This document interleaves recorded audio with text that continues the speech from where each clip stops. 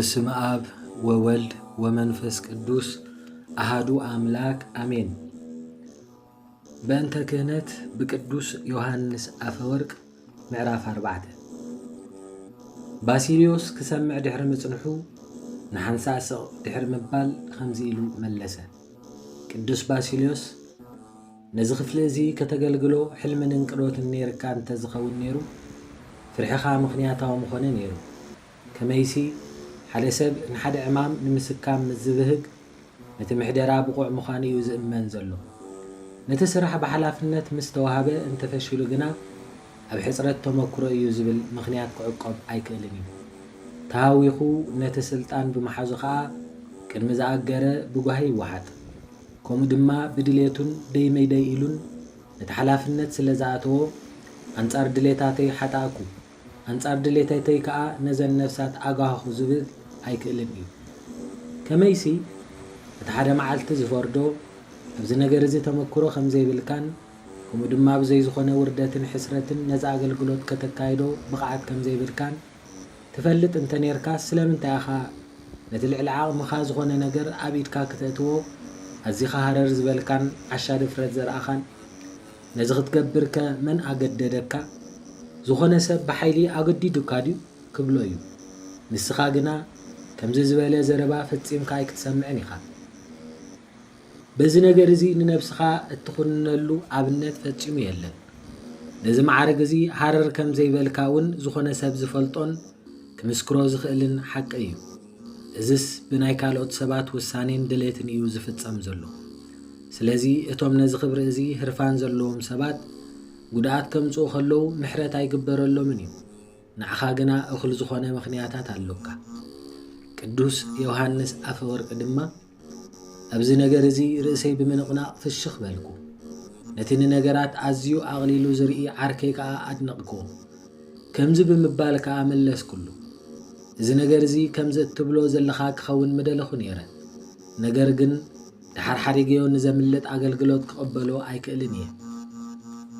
ከመይሲ ንኸምዚ ዝበለ መጓሰ እግዚኣብሔር ብዘይተመክሮይን ግምት ከይሃብክዎ ብምቕባለይ ዝመፀኒ መቐፅዓቲ ወላ እንተዘይሃለወ ድሓር ነቲ መጓሰ ብሓደራ ምስ ተቐበልክዎ ነቲ ብሓደራ ዘቐበለኒ ሰብ ብተመክሮን ብቕዓትን ኣዝየ ትሒተ ክረኣዮ ዝኸፈ መቕፅዓቲ የለን። ስለዚ በዚ ኣረኣያኻ እንተዘይጋገዶ ይሕሸኒ። ብሓቂ ምእንቲ እቶም እከያትን ዘይሕጉሳት ፍጡራትን እቶም ንሓላፍነት እዚ ቤት ፅሕፈት ከመይ ገይሮም ብግቡእ ከም ዘካይድዎ ዘይፈልጡ ሰባት ወላ እኳ ንኸካይድዎ ከም ዝተገደዶ 10 ሰዓት ተዛረብካ ኣብ ጌጋታቶም ዕሽነትን ሓጢኣትን እዩ ዘሎ። ካብቲ ዘይጥፋእ ሓውን ወፃኢ ጸልማትን ካብቲ ሓሰኻኡ ዘይመውት ካብቲ ኣብ ክልተ ዝጭንድሕ መቕፅዓቲ ከም ልጡን ዕጮኦም ከዓ ምስ ግቡዛት ከይከውንን እብል ኣለኹ። ግናኸ እንታይ ክብለካ እየ? ከምቲ ዝበልካየ ይኮነን፣ ፈጺሙ ይኮነን። እንተደሊኻ ግና ካብ ናይ ክህነት ውፅእ ኢለ ብዛዕባ ናይ ጉስ ንግስነት ዝሓስክዎ መርትዖ ክነግረካ። ሳኦል ወዲ ቄስ ንጉስ ናይ ምዃን ሕልምን ባህግን ኣይነበሮን። እንታይ ደኣ ዝጠፍአ ኣእዱጉ ንምድላእ እዩ ከይዱ። ነቲ ነቢይ ብዛዕባ ዝጠፍአ ኣእዱግ ክሓቶ ኢሉ ከዓ ኸደ። እቲ ነቢይ ግና ብዛዕባ ንግስነት ክዛረቦ ጀመረ። ግና ሳኦል ወላ እኳ እቲ ዘረባ ካብ ኣፍ እቲ ነቢይ ይስማዓዮ ብስስዕ ግና ይሃለለን። እኳ ደኣ ከምዚ ኢሉ መለሰ፣ ኣነስ መን እየ? ቤት ኣቦይ ከንታይ እዩ በለ። ግን እሞ እንታይ ነቲ ብኣምላኽ ዝተዋሃቦ ክብሪ ተጠቂሙ ሕማቕ ምስ ገበረ እዘን ቃላት እዚአን ካብ ቁጣ ኣምላኽ ከድሕኖ ክኢለን ድየን? ከምኡ ድማ ብሳሙኤል ክግሰጽ ከሎ ኣነ ዶ ነዚ ስልጣንን ንግስነትን ሓይልን ብስስዐ ሃረር ኢለዮ እየ? ልክዕ ከም ከተራ ሰባት ሰላማዊ ህይወት ክመርሕ እንደየ ዝደሊ ነይረ። ንስኻ ግና ናብዚ ክብሪ እዚ ከኣቱ ጎተትካኒ። ኣብቲ ዝነበርክዎ ትሑት ደረጃ ነይረ እንተዝኸውን ካብዚ ኩሉ ዕንቅፋት ዶ ኣይመምለጥኩን? ከመይሲ ሓደ ካብቶም ብዙሓት ዘይፍለጡን ሱትራትን ሰባት ነበርኩ። ኣብዚ ጉዕዞ እዚ ክለኣኽ ኣይነበረንን። ኣምላኽ እውን ኣንጻር ኣሜለቃውያን ውግእ ንኽዋጋእ ኣይምገበረንን ነይሩ። ኣነ ድማ ነዚ ሓጢኣት እዚ ኣይምፈጸምክዎን ነይረ ክብል ይኽእል ድዩ? ኩሉ እቲ ምጉት ትርጉም ዘይብሉ ድኹም ምኽንያት እዩ። ድኹም ጥራይ ኣይኮነን። እንታይ ደኣ ንቁጣ ኣምላኽ ዘበርታዕ ሓደገኛ ምጉት እዩ። ከመይሲ እቲ ብኣምላኽ ዓብዪ ክብሪ ዝተዋሃቦ ሰብ ነቲ ዝተዋሃቦ ክብሪ ከም ምኽንያት ጌጋታቱ ክሓስቦ ኣይግባእን። እንታይ ደኣ ነቲ ናይ ኣምላኽ ጉንዖ ንዝያዳ ዕቤት እዩ ከተባብዖ ዝግባእ ነይሩ። ስለዚ እቲ ልዕሊ ዓቐን ንላዕሊ ድንቂ ዝኾነ ክብሪ ካብ ኣምላኽ ብምርካቡ ሓጢኣት ንምግባር ሓርነት ዘለዎ ዝመስሎ እቲ ፍቕራዊ ሓልዮት ኣምላኽ ጠንቂ ውልቃዊ ኣበስኡ ምዃኑ የርኢ ከም ዘሎ እንተዘይኮይኑስ እንታይ ዝገብር ዘሎ? እዚ ከዓ ኩሉ ግዜ ምጉት ናይቶም ሸለልትነትን ኣረማውነትን ዝመልኦ ህይወት ዝመርሑ ሰባት እዩ። ንሕና ግና ከምዚ ዓይነት ኣተሓሳስባ ክህልወና ይግባአን።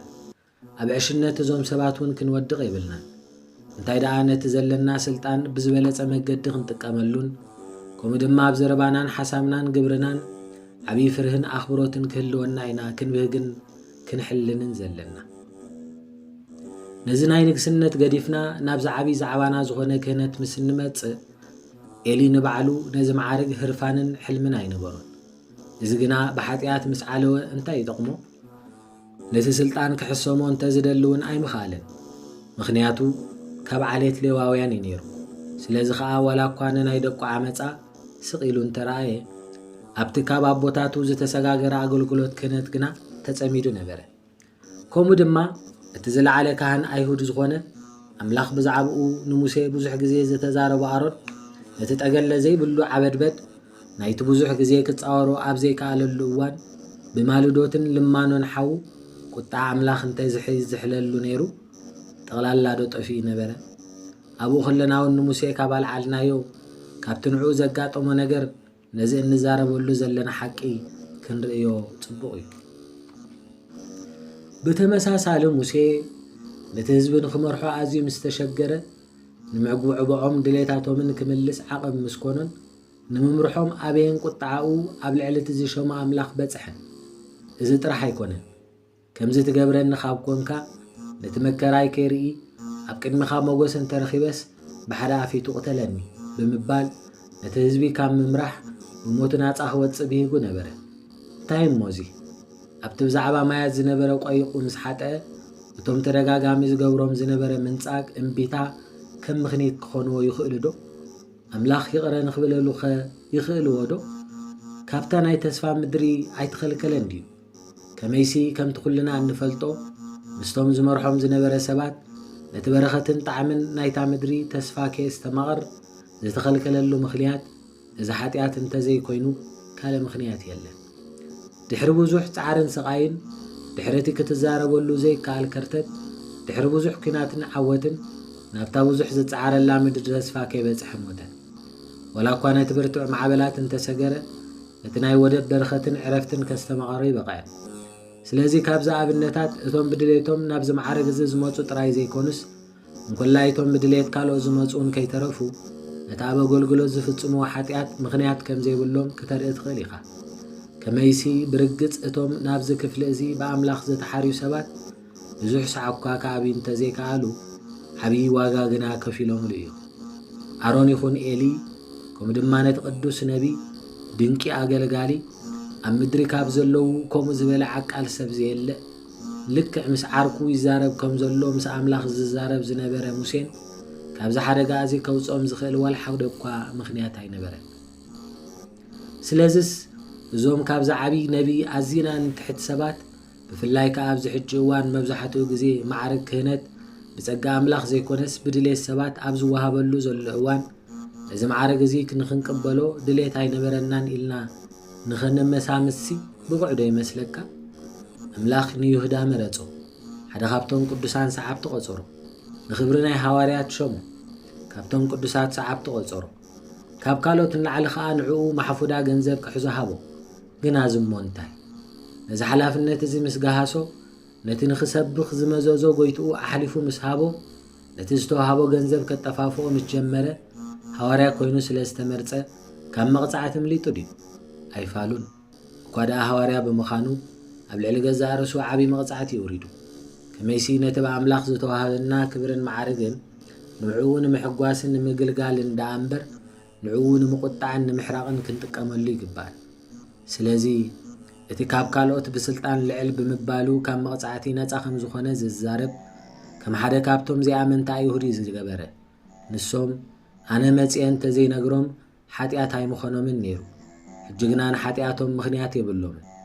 ካልእ ዘይገበሮ ግብሪ እንተ ዘይገብረሎም ሓጢኣት ኣይምኾኖምን ነይሩ ዝብል ዘረባ ካብ ኣፍ ክርስቶስ ድሕሪ ምስምዖም ናብቲ መድሓንን ሰናይን ዝኾነ ቀሪቦም ስለምንታይ ደኣ እሞ መጺእካ እንተ ተዛረብካና ስለምንታይ ከተኣምር ገበርካ መታና ጸቢርካ ክትቀጽዓና ዲኻ ነዚ ዘፍለጥካና እናበሉ ዘለፉ እዚኦም ግና ጽላልን ትርጉም ዘይብሉ ቃላት ነበሩ ከመይሲ እቲ ዝለዓለ ሓኪም ክሕውየካ ደኣ እምበር ክገድፈካን መሊሱ ሕማምካ ከብእስን ኣይኮነን ዝመጽእ ከምኡ ድማ ስለ ዝሓመምካ ክበጽሓካ ዘይኮነስ ካብ ሕማምካ ከናግፈካ እዩ ዝመጽእ ንስኻ ግና ብገዛ ፍቓድካ ካብ ኢዱ ትወፅእ ዘኸፍቕ መቕጻዕትኻ ትቕበል ንኽንክኑ እንተ ትቕበል ካብቲ ዝቐደመ ሕማምካ ምተናገፍካ ንስኻ ግን ምስ ረኣኻዮ ካብኡ ተሃድም ካብ ሕማምካ ኸዓ ፈጺኽካ ክትነጽህ ኣይትኽእልን ኢኻ ስለዚ ኸዓ ብዝቐደመን ብዝመጽእን መቕጻዕቲ ሕማምካ ኣዚኻ ትሳቐ እቲ ንጽቡቕካ ኢሉ ዝተገብረ ሓልዮት ኣምላኽ እናፈለጥካዮ ስለ ዝነጸግካዮ ኸዓ ውፅኢት ዘይብሉ ይኸውን ስለዚ ኸዓ እቶም ከምዚ ተግባር እንገብር ሰባት ከምቲ ቅድሚ ነቲ ማዕረግ ምቕባልና ዝነበረና ስቓይ ኣይኮነን ዝረኽበና ካብኡ ናብ ዝኸፍአ ስቓይና ንቃላዕ ምክንያቱ እቲ ዝበለጸ ክንክል እናረኸበ ክንሱ ዘይጥዕሰብ ዝኸፍአ መቕጻዕቲ ዝግብኦ ስለዚ እዛ ኣቕሪብካዮ ዘለኻ ምክንያት ድኹም ክሳዕ ዝኾነ ነቶም ኣብኡ ዝዕቀቡ ዘየድሕን ጥራይ ዘይኮነስ ካብኡ ናብ ዝኸፍአ ነገር እዩ ዘቃልዖ ስለዚ ንነፍስና ካልእ ውሕስነት ዘለዎ መገዲ ክንቕርበላ ይግባእ ቅዱስ ባሲልዮስ ድማ እንታይ ዓይነት ባህሪ እዚ እስከ ንገረኒ ንገዛ ርእሰይ ክመልኽ ብቑዕ ብዘይምዃነይ ብዝረብኻ እኮ ናብ ፍርሕን ረዓድን ሸመምካኒ ክብል መለሰሉ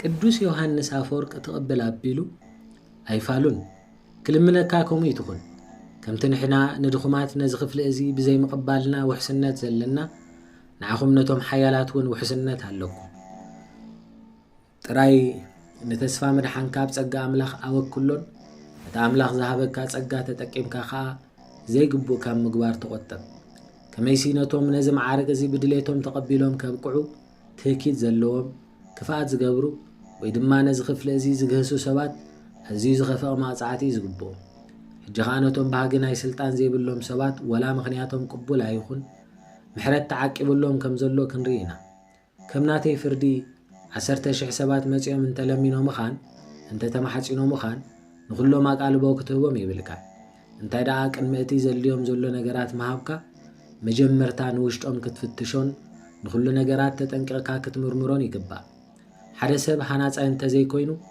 ገዛ ክሃነፅ ክደፍር የብሉን ከምኡ ድማ ሓኪም እንተዘይኮይኑ ንሕሙም ክፍውስ ክፍትን የብሉን ስለዚ ንሓደ ሰብ ዋላካ ብዙሓት እንተለመንዎን ብድንቁርኡ እንተዘይሓፈሩን ነፍሳት ንኽጓሲ እንተሓረይዎን እቲ ንብዙሓት ነፍሳት ንኽጓሲ ሓደራ ዝበሃል ዘሎ ሰብ ንነብሱ ከይመርመረ ድዩ ክቕበሎ ዘለዎ ኣዝዩ ዝወሓደ ተመክሮ ዘለዎ ክነሱኸ ሓደ ስለ ዝኣዘዞ እቲ ሓደ ስለ ዘገደዶ እቲ ካልእ ከዓ ስለ ዝተቐየመሉ ነዚ ኣገልግሎት እዚ ክቕበሎ ድዩ ዘለዎ ከምኡ እንተገይሩ ከመይ ኣቢሎም እዮም ገዛ ርእሱን እቶም ዝሸምዎን ካብቲ ጉሁድ ዝኾነ ስቓይ ከምልጡ ከምቲ ቅድም ዝነበሮ ኸይንኸን ክቕጽል ይኽእል ዶ ቅድም ንኽድሕን ይከኣል ነይሩ ሕጂ ግና ምጥፍኣቱ ካልኦት ሰባት ጸንቢሩ እዩ ካበይ እዩ ድሕነት ክትስፎ ካበይ ኸ ይቕሬታ ክረክብ ምን ይኸ ምእንትኡ ዝልምን ምናልባት እቶም ዝደፍኡናን ዝልምኑናን ንዖም ከብዛ ግዜ መን እዩ ዘድሕኖ ንሶም እውን መታን ካብ ሓዊ ከምልጡ ምእንትኦም ዝጽልን ዝማልድን ክረኽቡ ዶ ክብሉ ኣለዎም እዞም ነገራት እዚኦም ንኽትፈርሕ ኢለ ኣይኮንኩን ዝዛረቦም ዘለኹ እንታይ ደኣ ሓቂ ክገልጹለይ ስለ ዝደለኹ እየ እቲ ፍቁር ጳውሎስ ንጢሞቴዎስ ዝበሎ ነገር ስማዕ ብታህዋኽ ኣብ ሓደ እኳ ኢድካ ኣይተንብር ኣብ ሓጢኣት ካልኦት እውን ኣይትጸንበር ኢልዎ ስለዚ እቶም ናብዚ ክፍሊ እዚ ንኸምፁና ድልዋ ዝኾኑ ሰባት እቲ ንዓና ዝጽበየና ዘሎ ዓብዪ ተሓታትነትን ሕነ ምፍዳይን ከም ዝበጽሖምስ ኣይትፈልጥን ዶ ካልእ ድማ ክነግረካ ነቶም ተመሪጾም ናብዚ ክብሪ ዝመፁ ሰባት ድማ እቲ ኣነ ናብዚ ክፍሊ እዚ ባዕለይ ኣይመጻእኩን እቲ ኣቐዲመ ዘይፈልጦ ዝነበርኩ ነገር ከዓ ክእለየሉ ይከኣልኩን ዝብል ምኽንያቶም እኹል ኣይኮነን እቶም ዝቐብኡ እውን ነቶም ዝቐብእዎ ሰብ መን ምዃኑን ብቕዓቱን ከም ዘይፈለጥዎ እንተተዛረቡ እዚ እውን ብቑዕ ምኽንያት ኣይኮነን እኳ ደኣ ንዕኡ ከይፈለጥዎ ናብ ክብሪ ስለ ዘምጽእዎ ዝያዳ መቕጻዕቲ የምጸሎም እቲ ከም ምኽንያት ኢሎም ዘምጽእዎ ነገራት ከዓ መኽሰሲኦም ይኸውን። ሓደ ባርያ ክዕድግ ዝደለየ ሰብ ብዛዕባኡ ካብ ካልኦት ሰባት ሓበሬታ ምርካብ ጥራይ እኹል ኣይኮነን። እንተይ ደኣ ቅድሚ ምዕዳጉ ባዕሉ ክምርምሮን ክፍትኖን ኣለዎ። እቶም ነዚ ማዕረግ እዚ ፍቓድ ዝህቡ ድማ ናይ ገዛእ ርእሶም ተወሳኺ ምርመራታትን ፈተናታትን ከይገበሩ ብሸለልትነት ምስክርነቶምን ድጋፎምን ይህቡ። እዚ ከዓ ገለ ሰባት ስለ ዝደለይዎ ንዕኦም ሓለፋታት ንምግባር ወይ ድማ ንናይ ገለ ሰባት ሓጎስ ብምባል እዮም ከምኡ ዝገብሩ። ብሓፂሩስ ኩሉ እቲ ዝገብርዎ ነገራት ሰበይ ሰብካ ዝመልኦ እዩ። ስለዚ ኣብዛ መዓልቲ እዚኣ ንሳቶም እቶም ክከላኸሉልናን ክጣበቑልናን ዝግብኦም ሰባት ንባዕሎም ተጣበቕትን ተኸላኸልትን ደልዮም ደው ዝብሉ ካብ ኮኑ መን ይንዓና ዝልምነልናን ዝከላኸለልና? ስለዚ እቲ ዝቐባእ ኣካል ቅድሚ ምቕብኡ ኣብ ልዕሊ እቲ ዝቕባእ ጥንቁቕ መርመራ ክካይድ ይግብኦ። ከመይሲ እቲ ዝተቐብአ ሰብ ኣብቲ ናይ ኣገልግሎት ክፍሊ ንዝገበሮ ዘበለ ሓጢኣታት ንሶም እቶም ቀባእቲ እውን ተማቐልቲ ናይ መቕጻዕቲ እዮም። እቲ ዝምረፅ ሰብ ካብ ናይ ዓለም ድሌታት ርሕቕ ኢሎምን ፍትሓውያንን ኮይኖም እንተዘይመሪፆሞ ካብ በደል ክንዲ ዝርሕቕ ካብ ናቶም ዝገድድ መቕጻዕቲ የኸውርድ። እንታይ ይገብሩ ከም ዘለዉ እንተተረዲእዎም እቲ ሰብ ከዓ ዘይብቁዕ ምዃኑን እናፈለጡ ብኻልእ ምኽንያት እንተኣደይቦሞ እቲ ዝተቐብአ ምዝእብስ መቕጻዕቶም ማዕረ መቕጻዕቱ ናቱ እዩ ዝኸውን። ምናልባት እውን ዘይብቁዕ ሰብ ስለ ዝሸሙ ካብ ናቱ መቕጻዕቲ ናቶም መቕጻዕቲ ክዛይድ ይኽእል እዩ። ከመይሲ እቶም ንቤተ ክርስቲያን ናይ ምዕናው ኣእምሮ ንዘለዎ ሰብ ስልጣን ዝህቡ ነቲ እቲ ሰብ ዝፍጽሞ ዕንወትን ግህሰትን ተሓተቲ እዮም።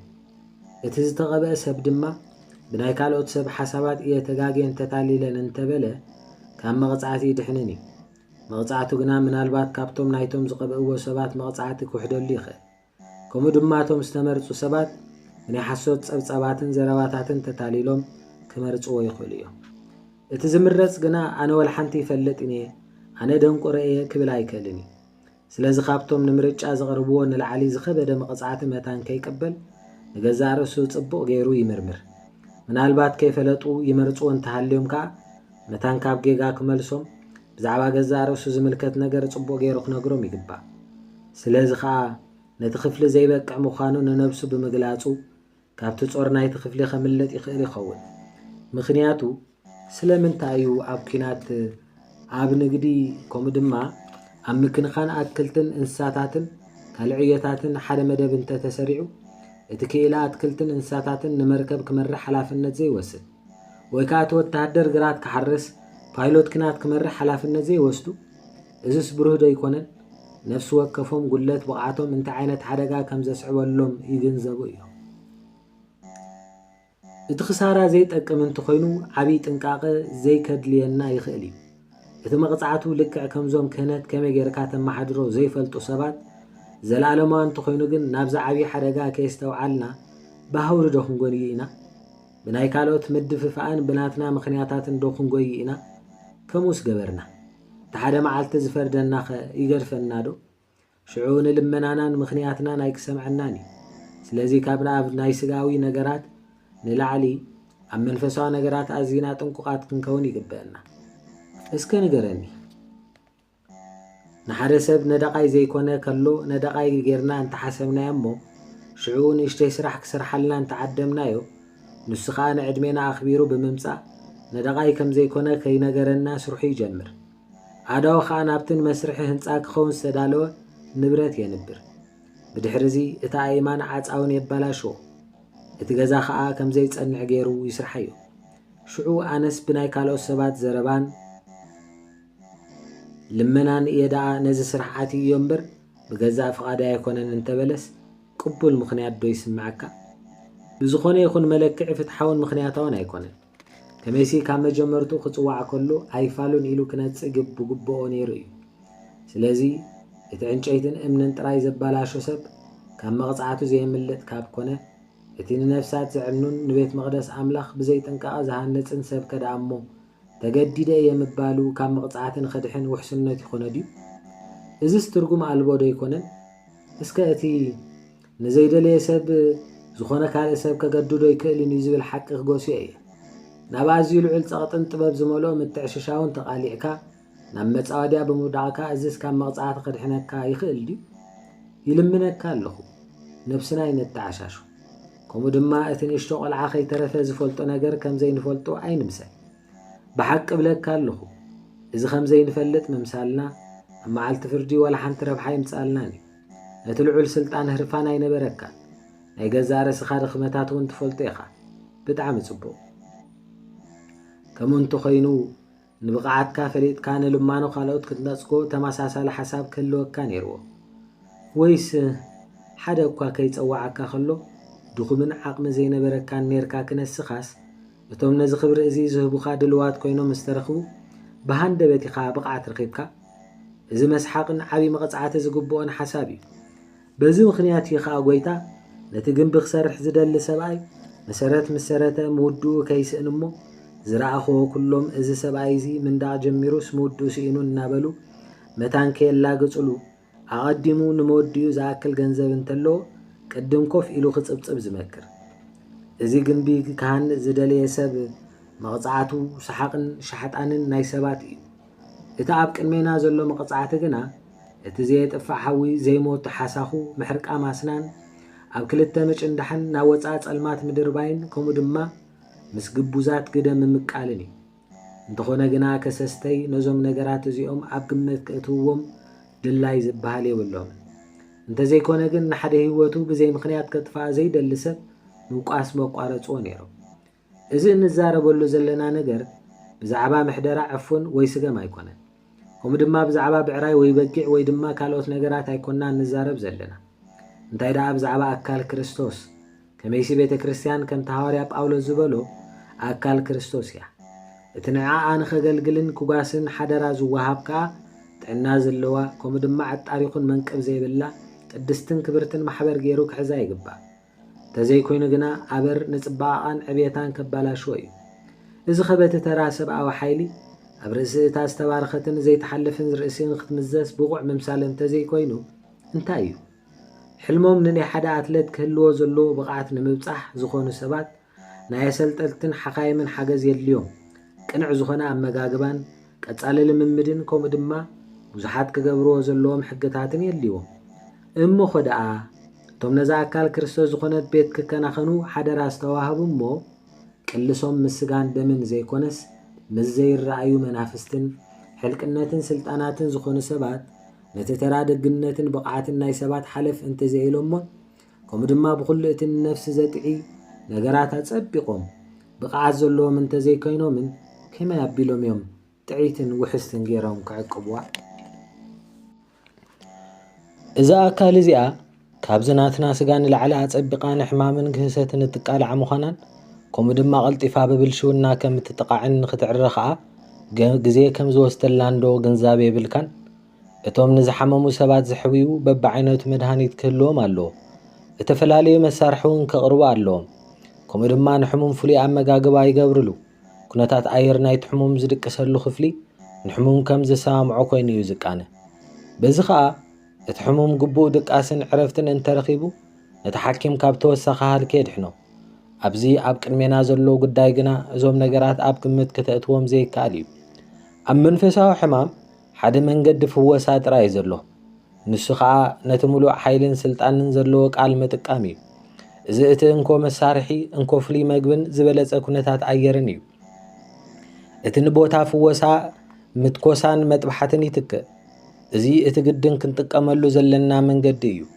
إزي انت زي تقبرن أبطقم انت زي وعلن كالو كله خسارة أيو بزي ما قدينا نفس انت دكيسان برابرا قالك قالي لا انت نديران نهدا بزي ما قدينا دما متعنو زحلف نقر نعقدت نقول لتات نملئ كوم دما كله اتي نتعنانا نفسي زدل نقراتن أقبابن نمالئ أما عالتا وقعوزنا زبالت انزت عين هيوات متان كهلونا ناي كالوت سبات صبق هيوات كم زلع علنان زد تبع بعنان زي كار حق أيو زخونت نفسي بحسوت بزت ملأ سرت أمنت عب التحمل لقوان قال عزيو يزدلي إذا قال ندحنت سبنت ناطرا يكونن زدلي انت الله يسألعين مرحق يزدلي برقص حدا سب ناي منفس سيفن ناي أمنت والتان انتهاليوو تأمراتات كقبر يخيلي بوهم دما عبفتهم حسوتي درقنياتات يعاتسو ولاون عبقزي تأمرات قال عزيو أقداسيو كميسي حواريا باولوس ولا كوا بتعمراتون قبرتاتون عزي فلوت انت نبره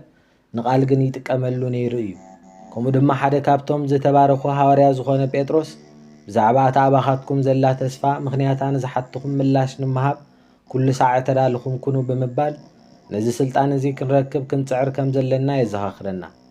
ከምኡ ድማ እቶም 12 ሃዋርያት ንቓል ኣምላኽ ሓዲጎም ኣገልግሎት ምግብና ክዓዩ ስለ ዘይክእሉ ብሓደ ድምፅን ሓሳፍን ንእስጢፋኖስ ነቶም መበለታት ንኽኣሊ ሓላፍነት ኣሰከምዎ። እቲ ምኽንያት ከዓ ምእንቲ ንኣገልግሎት እዚ ቃል እኹል ግዜ ክህልዎምን ከየብከሩ ንኽሕዝዎን እዩ ነይሩ። ንሕና እውን ተኣምራት ናይ ምግባር ሓይሊ እንተዘይረኺብና ኣብዚ መዳይ እዚ ብማዕረ ክንፅዕር ኣሎና። ጸላእትና ብኩሉ ሸነኻት ብቐጻሊ እናጥቁዕና ክንሶም እዚ ሓይሊ እዚ ከምዚ ሓደግና ምልክት እንተለና መታን ነፍስና ብፍላጻታት ጸላእቲ ከይትጉዳእን ንጸላኢና ክነሰንፎን ስለምንታይ ንነብስና ነዚ ሓይሊ ዘለዎ መሳርያ ዘይንዕጥቓ? ስለዚ ቃል ክርስቶስ ብኩሉ ጥበብ መሊኡ ኣባና ክሓድር ትምኒትናን ባህግናን ክኸውን ይግባእ። ከመይሲ ንሓደ ዓይነት ውግእ ጥራይ ኣይኮንናን ንዳሎ ዘለና። እዚ ኩናት ብዙሕ እዩ ዓይነቱ፣ ብዙሓት ዓይነት ጸላእት እዩ ከዓ ዝሓቁፍ። ኩሎም እውን ሓደ ዓይነት መሳርሒ ይኮኑን ዝዓጥቁ፣ ሓደ ዓይነት ስልቲ ናይ መጥቃዕቲ እውን ኣይኮኑን ዝጥቀሙ። እቲ ምዞም ኩሎም ጸላእቲ ኣብ ኩናት ዝጽመድ ሰብ ከዓ ናይ ኩሎም ሽጣራን ጥበብን ክፈልጥ የድልዮ። ኣብ ሓደ ግዜ ከዓ ወንጫፍን ቀስትን ካፒተንን ጀነራልን ኣዛዝን ተኣዛዝን ፈረሰኛን ኣጋርን ከምኡ ድማ ባሕርን ኣብ ምድርን ዝቃለስ ክኸውን ኣለዎ። ኣብ ዝኾነ ተራ ኩናት ብርግጽ ነፍሲ ወከፍ ሰብ ነናቱ እጃም ብምጽዋት እዩ ንጸላኢ ዘጥቅዕ። ኣብዚ ግና ከምኡ ይኮነን። ዝኾነ ሰብ ኣብዚ ኩናት ክዕወት እንተደልዩ ከምቲ ሰይጣን ንእሽተይ ብኮ እንተረኺቡ ከመይ ከም ዘጥቅዕን በጊዕ ከም ዝምንጥልን ዝፈልጥ ንሱ ከዓ ግድን ንኹሉ ጥበባት ክርድእ ኣለዎ። እቲ ጓሳ ብኩሉ መዳያት ዝተዓጥቀ ርጡብ ኮይኑ ቁኑዕን ርጉፅን ፍልጠት ሒዙ ከምኡ ድማ ንኩሉ ውዲቱ ኣጸቢቑ ፈሊጡ ክመጽእ ከሎ ሰይጣን ብኮ ኣይረክብን። ስለዚ ብኩሉ ነገር ጥንቁቓት ክንከውን ይግባእ። ከመይሲ ሓንቲ ከተማ ብጽኑዕ ናይ መንደቕ መካበብያ ክሳዕ እትኸበድ ነቶም ዝኸበብዋ ጸላእቲ ትስሕቖም፣ ኣብ ዓብዪ ድሕነት ድማ ትጸንዕ።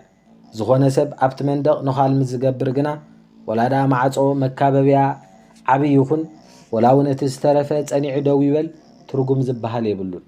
ኣብ ከተማ ኣምላኽ እውን ከምኡ እዩ። ጥበብን ኣእምሮን ናይቲ ጓሳ ልክዕ ከምቲ መንደቕ ብኩሉ ሸነኻቱ ዝተሓለወን ዝጸንዐን እንተኾይኑ ኩሉ እቲ ናይ ጸላኢ ሜላ መስሓቂ እዩ። እቶም ኣብ ውሽጢ እቲ ዕርዲ ኣብ ሕቑፉ እቲ ጓሳ ዘለዎ ከዓ ከይተረበሹ በጢሎም ይነብሩ። እቲ ጓሳ ሓንቲ ነገር ምስ ዘፍርስ ግና ወላ እቲ ካልእ ጸኒዑ ይንበር ዕንወት በታ ሓንቲ ዝፈረሰት ኣቢሉ ናብ ብምልኡ እቲ መጓሰ ይኣቱ። እዚ ማለት ሓደ ሰብ ኣብ ሓደ እዋን ግዳይ ኣይሁዳውያን ኮይኑ ክነሱ ንምንታይ ዕላማ እዩ ምስ ግሪኻውያን ብትግሃዝ ዝማጎት? ወይ ድማ ንክልቲኦም ተቆጻጺር ካብ ኢድ ማኒቻውያን እትወድቕ ስለምንታይ? ወይ እውን ንኩሎም ከም ዝተቆጻጸሮም ምስ ኣረጋገጸ ተኸተልቲ እምነተ ጽሕፍቶ ናብ ውሽጢ መጓሰ ብምእታው ዕንወት እንታይ ኣውረዱ እንታይ ይዓብስ? ስለዚ ድማ ንዝኾነ ነገር ኣስሊኹ ዘእቱ ነዃል ክርከቦ የብሉን። ምኽንያቱ ንኩሉ መናፍቕነት ናይቲ ክፉእ መንፈስ ከይጸብጸብና ሓደ ጓሳ ንማጓስኡ እቲ ትምህርቲ ናይ ኑፋቐ ጌጋ ምዃኑ ከረጋግጸሎም ብቑዕ እንተዘይኮይኑን ከምኡ ድማ ከፍሽሎ እንተዘይክኢሉን እቲ ተኹላ ብሓደ ከባታቶም ኣቢሉ ናብቲ ዓብዪ ክፋል እቲ መጓሰ ብምእታው ክውሕጦም ይኽእል እዩ ምባል እኹል እዩ። ኣብ ተራ ውግእ ካብቶም ኣብ ዓውደ ውግእ ዘለዎ ወተሃደራት ኢና ዓወት ወይ ስዕረት ንጽበ። ኣብ መንፈሳዊ ውግእ ግና ከምኡ ይኮነን። ምክንያቱ መብዛሕትኡ ግዜ እቲ ውግእ ኣብ ዓወቶም ዝተኣማመኑ ናይ ጸላኢ ጉጅለ ኣንጻረቶም ኣብ ውግእ ተጸንቢሮም ዘይፈልጡ ከምኡ እውን ጸገም ኣጋጢምዎም ዘይፈልጥ እዩ ዝኸውን። እዞም ከምዚኦም ኮፍ ኢሎም እዮም ዝጸንሑ ውግእ እንዳተኻየደ። ኣብ ከምዚ ውግእ ወላ ሓንቲ ተመክሮ ስለ ዘይብሉ ከዓ ብገዛእ ሴፉ ይውጋእ። መስሓቕ ሸራፋትን ጸላእቱን ከዓ ይኸውን። እንታይ ይብል ከም ዘለኹ ብኣብነት ከነጽረልካ ክፍትን። እቶም ነቲ ቀይደበት ተኽሰረተ እምነት ናይ ቫለንቲነስን ማርኪዮንን ዝቕበሉን ኣእምሮኦም ብተመሳሳሊ ሕማም ዝሓመሙን ሰባት እቲ ብኣምላኽ ዝተዋሃበ ሕጊ ሙሴ ካብ ዝርዝር ቅዱስ መጽሓፍ ይኣልይዎ። ኣይሁድ ግና ንሕጊ ሙሴ ኣዝዮም ይኽብርዎን ይፈርህዎን። ወላ እኳ እቲ ንዕኡ ዝስርስ ግዜ እንተመጸ ንሶም ግና ኣንጻር ዕላማ ኣምላኽ ንኹሉ እቲ ኣብኡ ዘሎ ትሕዝቶ ኣጽኒዖም ንኽሕዝዎን ክዕቅብዎን ይከራኸሩ። እታ ናይ ኣምላኽ ቤተ ክርስቲያን ግና ኣብዚ ክልቲኡ ጫፍ ብምርሓቕ ማእከላይ መገዲ ረጊጻ ትጓዓዝ። በቲ ሓደ ወገን ኣብ ትሕቲ ዓርዑት ሕጊ ሙሴ ርእሳ ክትገዝእ ኣይትድፋን። በቲ ካልእ ሸነኽ ከዓ ወላኳ መዓልቱ ይሕለፍ እምበር ንሕጊ ሙሴ ትንእዶ እያ ስለዚ እቲ ምዞም ክልተ ጸላእቲ ዝባስ ነቲ ማእከላይ መንገዲ ብዝግባእ ክትፈልጦ ኣገዳሲ እዩ እንተኾነ ግን ንኣይሁድ ኣብ ናይ ቀደም ሕጊ ምጽናዕ ግዚኡ ከም ዝሓለፈ ክምህሮም እንተደልዩ ብዘይንሕስያ ብዛዕባ ጉለታት ሕጊ ሙሴ ክዛረብ ክጅምር እዩ ነቶም ጠቕላላ ንሕጊ ሙሴ ከጥፍእዎ ዝደልዩ መናፍቓን ሰብቲ ቫለንቲነስን ማርክዮንን ከዓ ኣይክሕዞምን እዩ ከምኡ ድማ ንኣፍ እቶም መናፍቕ ክዓፁ እንተደልዩ ንሕጊ ሙሴ ከም ኣብዚ ግዜ እዚ ኣዝዩ ዘገድስ ብምምሳል ኣዝዩ ክንእዶን ብኣድናቖት ክዛረበሉን እዩ በዚ ከዓ ኣፍ ኣይሁድ ክኸፍት እዩ ኣብዚ ነገር እዚ እቶም ኣብ ትሕቲ ዓበድበት ሰባልዮስ ጽላላ ኣርዮስን ዝዓበዩ ዝነበሩ ሰባት እውን ነታ ማእከለይቲ መገዲ ከስተውዕልዋን ክዕዘብዋን ብዘይምኽኣሎም ካብታይ ጥዒቲ እምነት ዘንቢሎም እዮም ክርስትና እምበኣር ነቶም ዝጠቐስናዮም ክልተ መናፍቕነት ይቕብር የቕልበሎምን ይመምዮምን እዩ እቲ ሓደ ፍንጫል እምነት ብስም ዳ እዩ ዝፍለድ እምበር ካብ ናይ ኣይሁድ ዘይበልጽ ኮይኑ እዩ ኢኻ ትረኽቦ እቲ ካልእ ከዓ መናፍቕነት ጳውሎስ ሳምሳጥ እዩ እዞም ኩሎም ከዓ ካብ ሓቂ ዝረሓቑ እዮም ስለዚ ኣብ ከምዚ ዝኣመሰለ ኩነታት ዓብዪ ሓደጋ ኣሎ እቲ ቁኑዕ መንገዲ ከዓ ጸቢብን ብኩሉ ወገኑ ከዓ ብዘፍርሕ ገደል ዝተኸበን እዩ መታን ነቲ ሓደ ጸላእ እናወቕዓካዮ ከለና እቲ ካልእ ጸላእ ከይንቆስል ከዓ ፍርሕና ውሕድ ኣይኮነን ከመይሲ ዝኾነ ሰብ ብዛዕባ ሓድነት ኣምላኽ ብንጹር እንተተዛሪቡ ሰባልዮስ ነዚ መግለፂ እዚ ብቐጥታ ናብ ረብሓ ዘይንጹር ኣእምሮ እዩ ዝቕይሮ ብመንጽር ኣካላት ኣቃኒም ፍልልያት ኣቐሚጥና ኣቦ ሓደ እዩ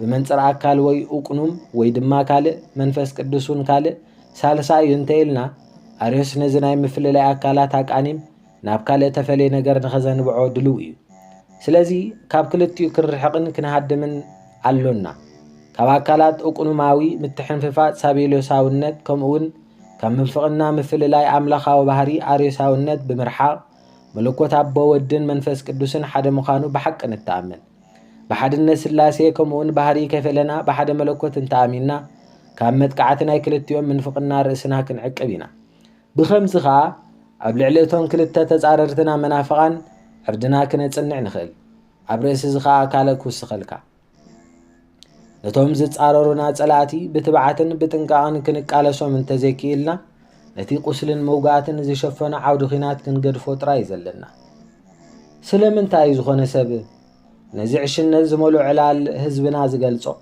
ከመይሲ እዚኣቶም ካብቶም ዝመፁና መጥቃዕቲ ኣይንእሱን እዮም ነቶም መምህራን እውን እንትኾነ ዝያዳ ጸገም እዩ ዝፈጥረሎም ገሊኦም ሰባት ትርጉም ብዘይብሉ ህንጢነት ብዛዕባ ክፈልጥዎ ዘይክእሉ ነገራት ወይ ድማ ብዛዕባ ወላውን ክፈልጥዎም እንተኽኣሉ ወላ ሓንቲ ከርብሕዎምን ክጠቕምዎምን ዘይክእሉ ነገራት ንኽፈልጡ ሕቕ ክብሉ ግዜ ይዓርቦም ገሊኦም ድማ ኣምላኽ ብዛዕባ ፍርዱ ጸብጻብ ክህበና ይደልዩ ከምኡ ድማ ንነፍሶም ብዛዕባ እቲ ክዕቀን ዘይከኣል መዓሙቕ ጸልማት ክተድጽምጽ የገድድዋ ፍርድታትካ ገፊሕ መዓሙቕ እዩ ይብል ቅዱስ ጽሑፍ ብዛዕባ እምነቶምን ግብርታቶምን ዝሻቕሉ ኣዝዮም ውሕዳት እዮም እቶም ዝበዝሑ ብዛዕባ ክበጽሕዎምን ክድህስወስዎምን ዘይክእሉ ነገራት ንኽመራምር እዮም ዝህንጠዩ እዚ ምምርማር እዚ ከዓ ንኣምላኽ ይቖጥዖ ንሱ ንኽንፈልጦ ዘይደልየና ነገር ንኽንፈልጥ እንተጽዒርና ድኺምና ጥራይና እንተርፍ ከመይሲ ኣንጻር ፍቓድ ኣምላኽ ከመይ ኣቢልና ክንዕወት ንኽእል ካብ ምምርማርና ዝተለዓለ ድማ ኣብ ሓደጋ ንወድቕ ግናኸ ወላ ደኣ ከምዚ ይኹን እምበር ዝኾነ ሰብ ነቲ ዘይብጻሕ ዕምቆት ምምርማር እንተቋሪጹ ትዕቢትን ድንቁርናን ኮይኑ እዩ ዝስምዖ ስለዚ ኣብ ከምዚ እዋን ካህን መታን ንህዝቡ ካብዚ ዘይጠቅም ሕቶታት ከድሕኖምን ንገዛ ርእሱ ከዓ ካብ ዝተጠቐሰ ወቐሳ ክርሕቕን ልዑል ጥበብ የድልዮ ዝኾነ ካህን ነዚ ብቕዓት እንተዘይብሉ ግና ነተን ኣብ ትሕቲኡ ዝእለያ ነፍሳትን ካብተን ብማዕበል ዝግፋዓ ሙጋሰ ኣይሕሻን እየን ስለዚ ካህን ነዚ ብቕዓትን ጥበብን ንኽድልብ ኩሉ እቲ ዝከኣሎ ክገብር ኣለዎ ቅዱስ ባሲልዮስ ክሰምዖ ድሕሪ ምጽናሕ ከምዚ ኢሉ መለሰ እሞ ስለምንታይ ደኣ ቅዱስ ጳውሎስ ኣብዚ ጥበብ እዚ ፍጹም ክኸውን ዘይሓለመ ብዛዕባ ድኽመት ኣዘራርብኡ ኣይሓበአን ክኢላ ከም ዘይከነውን ብንጹር ተኣሚኑ እዩ ወላውን ነቶም ብመደርኡ ዘድንቕዎን ብኡ ዝኸርዕሉን ህዝቢ ቆሮንቶስ ክኢላ ከም ዘይኮነ እዩ ዝነግሮ ክብል ሓተቶ ቅዱስ ዮሃንስ ኣፈወርቅ ከምዚ ክብል መለሰ እዚ እቲ ንብዙሓት ዘበላሸወን ኣብ ምጽናዕ ሰረተ እምነት ሸለል ከም ዝብሉ ዝገብሮምን ዋና ነገር እዩ ንዕምቆታት ተሓሳስባ ናይቲ ሃዋርያን ትርጉም ቃላቱን ክርድእዎ ብዘይምኽኣሎም ሙሉእ ግዚኦም እናተታኸሱን እናኣንባሃቁን እዮም ሕሊፎሞ። እቲ ሃዋርያ ጳውሎስ ክኢላ ኣይኮንኩን ኢሉ ዝተኣመኖ ከዓ ክብሪ ኣይሃብዎን። እንተኾነ ግና ነዚ ጉዳይ እዚ መታን ክንሓስበሉ ክንጽበዮ ክገድፎ እንተኾይነ ክሳዕ ሽዑ ግና ከምዚ እብል ኣለኹ። ቅዱስ ጳውሎስ ኣብዚ መዳይ እዚ ከምቲ ንሳቶም ክገብርዎ ዝደልዩ ክእለት ከም ዘይነበሮ ተኣሚኑ እዩ። እዚ ግና ምዞም ኣብ ግዜና ዘለዉ ሰባት እንታይ ዘተኣሳስር ኣለዎ? ከመይሲ ካብ ናይ ምዝራብ ንላዕሊ ጽቡቕ ውፅኢት ዘምጽእ ካልእ ሓይሊ ነይርዎ። እዚ ከዓ ወላ ውንስቕ እንተበለ ንኣጋንንቲ ዘስካሕክሒ ነይሩ። ናይ ሎሚ ሰባት ግና ወላ እውን ኩሎም ኣብ ሓደ ቦታ በብዝሒ ጸሎትን ንብዓትን እንተተኣከቡ ክንደቲ ሞዶሻ ዝኾነ ጳውሎስ ዝግበር ተኣምራት ክገብሩ ይክእሉን። ንሱ ብጸሎቱ ምዉታ ተንስአ። ከምኡ ድማ በቶም ኣረማውያን ከም ሓደ ካብ ኣማልኽቲ ክሳዕ ዝሕሰብ ካልእ ተኣምራታት ገበረ። ከምኡ ድማ ካብዚ ዓለም ቅድሚ ምሕላፉ ክሳዕ ሳልሳይ ሰማይ ክዝረፍን ሰብ እኳ ክዛረበሉ ዘይተፈቕዶ ነገር ክሰምዕ ዝኸኣለ ሰብኣይ እዩ። ስለዚ እዞም ኣብዚ ግዜና ዘለዉ ሰባት ከመይ ገይሮም እዮም ንነፍሶም ምዝ ዓብዪ ሰብ ክልክዕዋ ከለዉ ዘየንቀጥቅጡ? እዚ ግና ክንዝልፎም ኢላ ኣይኮንኩን፣ ብምግራም እየ ዘዛረብ ዘለኹ። ነዚ ተኣምራታቱ ገዲፍና ናብ ህይወት እዚ እተባረኸ ሃዋርያ እንተተመሊስናን ከምኡ ድማ ናብቲ መልኣኻዊ ዝርርቡን ተቕሊብናን ካብቲ ተኣምራታቱ ንላዕሊ ኣብ ዝዕውት ተቐዳዳማይ ምዃኑ ክትፈልጥ ኢኻ። ከመይ ኣቢሉ ዝኾነ ሰብ ነቲ ዓብዪ ተወፋይነቱን ተፃዋርነቱን እቲ ዘየቋርፅ ፈተንኡ ቀጻሊ ሓልየቱ ኣብ ልዕሊ ቤተ ክርስቲያን ዘለዎ ዘየቋርፅ ሻቕሎት ምስ ድኹም ዘለዎ ምድንጋጽ ነቲ ብዙሕ ስቃዩ ነቲ ዘይንቡር ምስዳዱን ምብራሩን ከምኡ ድማ ነቲ መዓልታዊ ምማቱ ክገልጾ ዘይኽእል ንጻዕሪ ዝቅዱስ ዘብኣይ ዘይፈልጥ ክፍለ ዓለም ይኹን ባሕሪ ዓበይ ኣሎ። ምድረ በታታት እውን እንተኾይኑ ህልውንኡ ፈሊጦም እዮም። ብዙሕ እዋን ኣብ ግዜ ሓደጋ ዓቂቦሞ እዮም። እተፈላለዩ ዓይነት መጥቃዕቲ ሓሊፉ እዩ። ንኹሉ ዓይነት ዓወታት ከዓ ጨቢጥዎ እዩ። ገሉን ዓወታቱን መወዳእታ ይነበሮምን። ጅግንነቱ ልዕሊ ኩሉ መገለፂታት እዩ። ምዚ ኩሉ ዝዘርዘርክዎ ግና ብዘይፍላፅ ነዚ ሰብኣይ ኣነኣይሶ እየ። ዓብዪ ግብርታቱ መግለፂ ኣልቦ እዩ። ንሱ ንዓይ ካብ ኩሎም ካባይ ኣዝዮም ዝዓበዩ መምህራን ስነ መደረ ዘይንእስ እዩ። እዚ ቅዱስ ሃዋርያ ግና ብቓል ጥራይ ዘይኮነስ ብግብሪ እንኮላይ ክፈርደና እዩ። ከምቲ ንሱ ንኩሎም ብፆቱ ሓለፍ ዝበሎም ካልእ ነዚ ኩሉ ክነግረካ ዝፀንሐ ተግባራቱ ሓለፍ ዝብሎ ካልእ ተግባሩ ከይገለፅኩልካ ከዓ ኣይቀስንን እየ። ንሱ ከዓ ድሕሪ ብዙሕ ጅግንነት ድሕሪ ዓበይቲ ዓወታት ምእንቲ እቶም ብተደጋጋሚ ዘሳደድዎን ዘሳቀይዎን ኣይሁድ ምእንቲ እቶም ንስለ ክርስቶስ ኢሉ ዝተፈልዮም ሰባት ናብ ክርስቶስ ተመሊሶም ክድሕኑ ናብ ሲኦል ክኸይድን ዘለኣለማዊ መቕፃዕቲ ክቕበልን ደልየ። ሕጂ ኸ ንክርስቶስ መን እዩ ኣዝዩ ዝደልዮ? ብርግፅ እቲ ኣብ ልዕሊ ክርስቶስ ዘለዎ ስምዒት ብምድላይ ጥራይ ክግለጽ ኣይክእልን እዩ። ስለዚስ ድሕሪዚ ካብ ሰማይ ዝወረዶ ዓብዪ ጸጋ ድሕርቲ ኣብኡ ዝተገልጹ ዓብዪ ክብርታት ንነብስና ምዚ ቅዱስ ሰብ ክንወዳደራ ንኽእል ዶ? ካብዚ ዝዓቢ ድፍረት እንታይ ኣሎ? ሕጂ ድማ ከምቶም ካልኦት ዝብልዎ ክኢላ ስለ ዘይነበረ ነዚ ስዕብ ክርእዮ ክፍትን እየ። ብናይ ሰባት ኣረኣእያ ክእለት ወይ ብቕዓት ዘይብሉ ሰብ ንሜላታት ዓለማዊ መደረ ብዝግባእ ዘይተመኩሮም ጥራይ ዘይኮነስ እንተላይ ብዛዕባ ታቕንዕቲ እምነት ጸኒዑ ክከራኸርን ክምልስን ዘይክእል እዩ።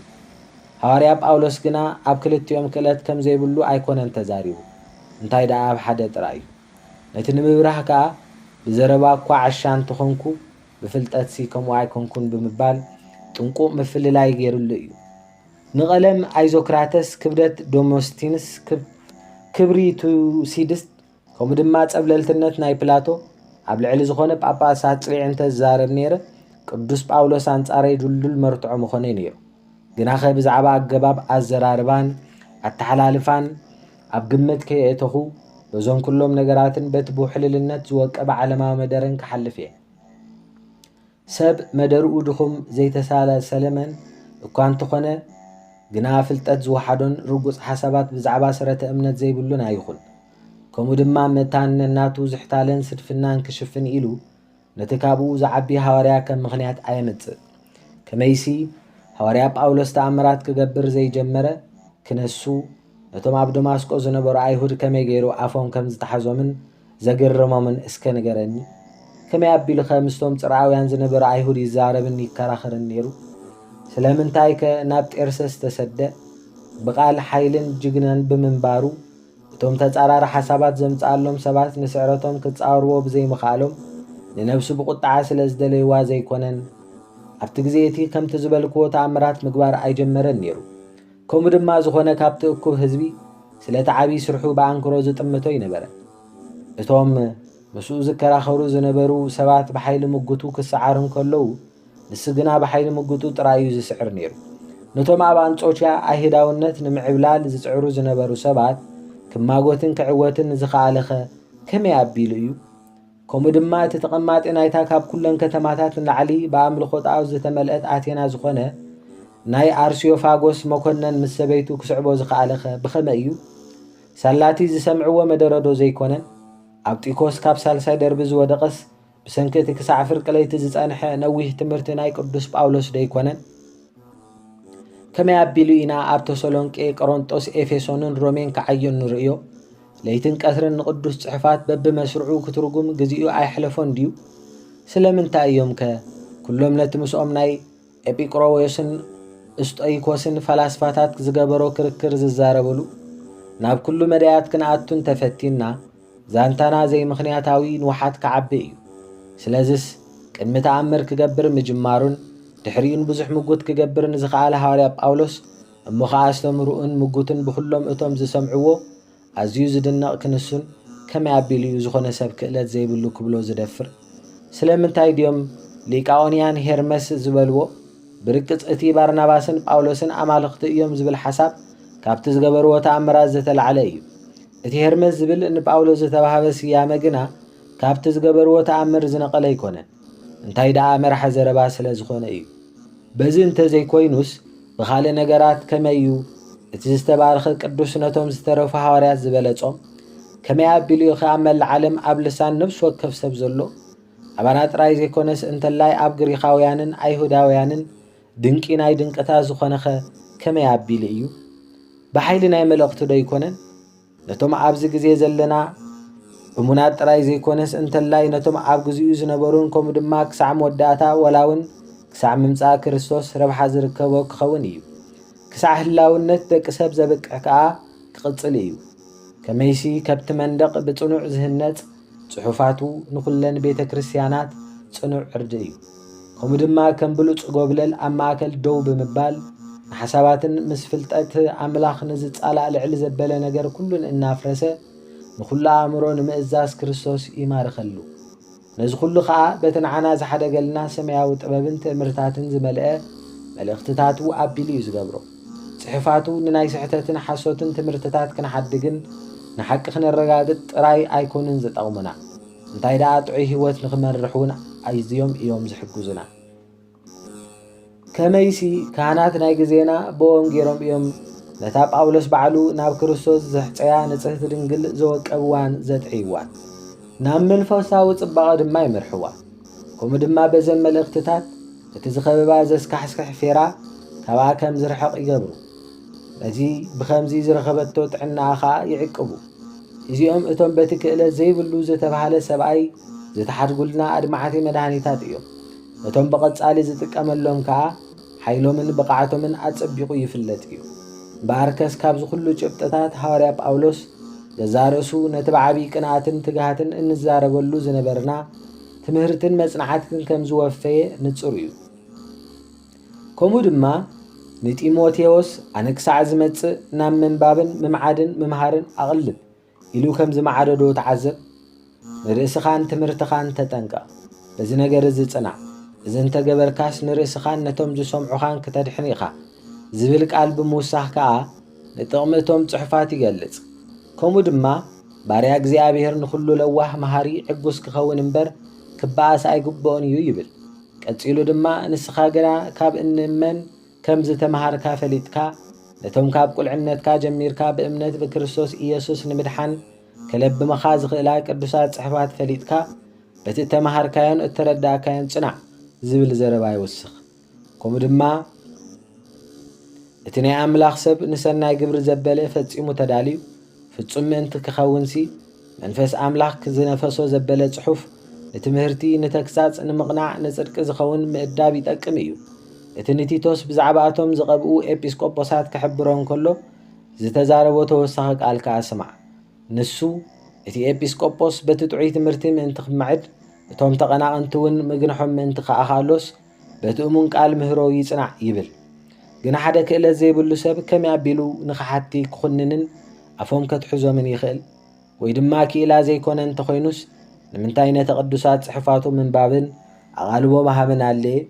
ከምዚ ዓይነት ምጉታት ትርጉም ዘይብሎም ምኽንያታት እዮም። ምልክት ስንፍናን ስራሕ ምብትታኽን እዮም። ከምኡ ድማ ገለ ሰብ እዚ ሓላፍነት ንካህናት ጥራይ እዩ ተባሂቡ ክብሉ እዮም። ግና እቲ ሃዋርያ ንዓለማውያን እውን እንተኾነ ተመሳሳሊ ሓላፍነት ሂብዎም እዩ። ኣብ ካልእ መልእኽቱ ነቶም ካህናት ዘይኮኑ ሰባት እንታይ ከም ዝበሎም ስማዕ። ቃል ክርስቶስ ብኩሉ ጥበብ መሊኡ ይሕደርኩም እዩ ኢልዎም። ከምኡ ድማ ንነፍሲ ወከፍ ከም ዝግባእ ከመይ ጌርኩም ከም እትምልሱ ምእንቲ ክትፈልጡ ዘረባኹም ብጨው እተቃመመ ኩሉ ሰዓት ብጸጋ ክውን ይብል። ከምኡ ድማ ኩሉ ሰዓት ድልዋት ኩኑ ብምባል ንኩሎም ብሓበራ መምርሒ ይህብ። ንተሰሎንቄ ከዓ ንእምነቶም ኣብ ግምት ብምእታው ስለዚ ከምቲ እትገብርዎ ዘለኹም ንሓድሒድኩም ተመዓዓዱ እሞ እቲ ሓደ ነቲ ሓደ ይህነጾ እናበለ ይእዝዞም። ብዛዕባ ካህናት ክዛረቦም ከሎ ግና እቶም ጽቡቕ ዘገልግሉ ሽማግለታት ምናዳነቶም በቓልን ብምህሮን ዝጽዕሩ ዕጽፊ ክብሪ ይግብኦም እዩ ይብል። መምህራን ነቶም ዝምህርዎም በቲ ዝገብርዎን ዝዛረብዎን ኣቢሎም ናብቲ ዝተባረኸ ህይወቶም ተምጺኦሞም እዚ እቲ ፍጹም መምህርና እዩ። ከመይሲ ንኻልኦት ክትምህር ሓደ በይኑ እኹል ኣይኮነን። እዚ ኣነ ዝብሎ ዘለኹ ኣይኮነን፣ እቲ መድሓኒና ዝኾነ ቅዱስ ቃል ዝበሎ እዩ። ንሱ ከዓ ከመይሲ እቲ እናገበረ ዝምህር ንሱ ኣብ መንግሥተ ሰማይ ዓብዪ ክበሃል እዩ። እዚ ከዓ ነዞም ክልተ ነገራት ብምፍልላይ ልምምድ ሓደ ነገር ሰረተ እምነት ከዓ ካልእ ነገር ምዃኑ የርእየና። ነፍሲ ወከፎም ንምጽንናዕን ምቕሳምን ከዓ ናይ ካልኦት ሓጎስ የድሊ። እቲ ምሩፅ ኣቕሓ ክርስቶስ ንሽማግለታት ኤፌሶን ስለዚ 3 ዓመት ሙሉእ ለይትን መዓልትን ብንብዓትን ነፍሲ ወከፍኩም ምምዓር ከም ዘየብከርኩ እናዘከርክኹም ንቑሑ እዩ ኢልዎም። ግና ከም ሃዋርያ መጠን ህይወቱ ንባዕሉ እኽሉን ዕዙዝን ከሎ ስለምንታይ ንብዓትን ብቓል ምግሳጽን ኣለየ? ሰባት ትእዛዝ ክሕልው እቲ ቅዱስ ህይወቱ ጥራይ ዓብ ድርኺት ነይሩ እዩ። ግና ከዓ በይኑ እኹል እዩ ክብል ኣይደፍርን። እንታይ ደኣ ቃልን ፍልጠትን ብግብሪ ግብሪ ከዓ ብቓልን ፍልጠትን ክስነ ኣለዎ ንብል ብዛዕባ ሰረተ እምነት ዝምልከት ምጉት እሞ ይጀመር። ኩሎም እቶም ተማጎቲ ከዓ ካብ ሓደ መጽሓፍ ቅዱስ ኣጽዋሮም የልዕሉ። ኣብቲ ምጉት ሓደ ካብቶም ካህናት ብሰንኪ ኣፍልጦ ናይ መናፍቕነት እንተወሪቑን ካብ ኣካል ቤተ ክርስቲያን እንተፈልዩን እቲ ብኸቢድ ልምምድ ዝተረኽበ ተግባራውነቱ እንታይ ጥቕሚ ኣለዎ? ትዕግስቱ ኸ እንታይ ረብሓ ከምጽአሉ ይኽእል? ህይወቱ ካብታ ቐንዕቲ እምነት እንተጠፊኣ ልዕሊ እዚ ወላ ሓንቲ የለን። ስለዚ እቶም ቤተ ክህነት ነዚ ኣብ ግምት ክእትውዎ ኣለዎም። መታነቲ ምጉት ግቡእ መልሲ ንምሃብ ድልዋት ክኾኑ እቶም ፍልጠት ዘለዎም ነተ ፍልጠት ዘይብሎም ክምህሩ ይግባእ። ወላ እውን እሞ ድሓን በቶም ዝከራኸሩ መናፍቓን ህይወቱ ኣይተንከፍን ብድሓን ትውፃእን ካልእ ሲይትረፍ ነቲ ዝተቐረበሉ ሕቶ ክምልስ ብዘይምኽኣሉ ጥራይ እቶም ኣብ ትሕቲኡ ዝምርዑ ህዝቢ መራሒኦም ክሰዓርን መልሲ ክስእንን ብምርኣዮም ወቐሶኦም ከዝንቡ እዮም። እቲ ዘውርድዎ ንቐፌታ ከዓ ንስንፍንኡን ድኻሙን ዘይኮነስ እቲ ሰረተ እምነት እዩ ዝወቅስ ዘሎ። ጌጋ ከም ዘለዎ ከዓ ይዛረቡ። ስለዚ ብሰንኪ ናይ ሓደ ሰብ ወሓደ ፍልጠትን ተመክሮን ብዙሕ ህዝቢ ኣዝዩ ይህሰብ። ወላ እኳ ኩሎም ናብ መናፍቕነት እንተዘይከዱ ብዛዕባ እቲ ብጽኑዕ ዝኣምንሉ ዝነበሩ ነገራት ግና ጥርጣር ምጥርጣር ክሓድሮም ይጅምር። እቶም ብርእሰ ተኣማንነት ከይተሓለሉ ክጓዓዙ ዝጸንሑ ከዓ ጸኒዖም ክቕጽሉ ኣይክእሉን። እንታይ ደኣ ብሰንኪ ስዕረት መራሒኦም ነፍሳቶም ብሓያል ማዕበል ይጋፍዓ። በዚ ከዓ መወዳእቶም ከም ሰበርቲ መርከብ ዓብዪ ጉድኣት ይኸውን። ስለዚ ሓደ መራሒ ብሰንኪ ሕመቑ ንብዙሓት ነፍሳት ማዕረኽ እንዲ ዓብ ዕንወትን ኣዝዩ ብርቱዕ ሓውን ከም ዘውርደለን እሞ ብኸምኡ ከዓ ከም ዝጠፍኡ ድሮ ፈሊጥካዮ ስለ ዘለኻ ካባይ ክትፈልጦ ኣየድልየካን እዩ። ስለዚስ ምኽንያት ዕንወት ናይ ብዙሓት ነፍሳን ክኸውን ዘይምድላየይ ትዕቢትን ኮትነትን ድዩ? ከምኡ ድማ ብሰንኪ በደለይ ካብቲ ዝጽበየኒ መቕጻዕቲ ዝኸፍእ ካለ መቕጻዕቲ ኣብታ እትመጽእ ዓለም ንገዛ ርእሰይ እንተምጽኣኹኸ ጽቡቕ ዶ? ስለዚስ መን እዩ ነዚ ትዕቢትን ኮትነትን እዩ ክብል ዝኽእል? ምናልባት እቲ ሰብ ካብ ዘየለ ጉለታት ክረክብ ዝደሊ እንተዘይኮይኑ ከምኡ ክብል ዝኽእል የለን። ክቡራት ተኸታተልቲ መንፈሳዊ ዩቲዩብ ቁስቋም እንሆ በእንተ ክህነት ብቅዱስ ዮሐንስ አፈወርቅ ዝርርብ ኣብ መንጎ ቅዱስ ባሲልዮስን ምዕራፍ 4 ተፈጺሙሎ ምዕራፍ 5 ይቕጽል። ስብሃት ለእግዚአብሔር ወለወላዲቱ ድንግል ወለመስቀሉ ክቡር አሜን።